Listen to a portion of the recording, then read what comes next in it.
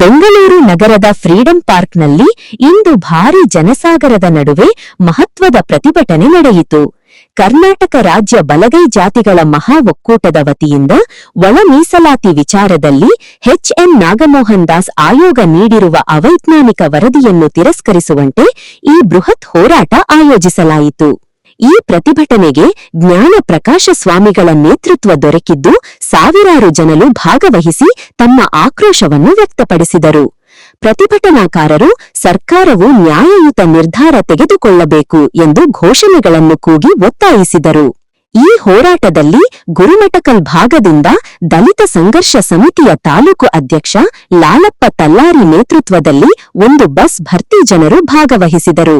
ರಮೇಶ್, ಹಣಮಂತು, ಜಗನ್, ಭೀಮರಾಯ್, ಅಶೋಕ್, ಚನ್ನಪ್ಪ ಸೇರಿದಂತೆ ಹಲವರು ಈ ಪ್ರತಿಭಟನೆಯಲ್ಲಿ ಸಕ್ರಿಯವಾಗಿ ಪಾಲ್ಗೊಂಡರು.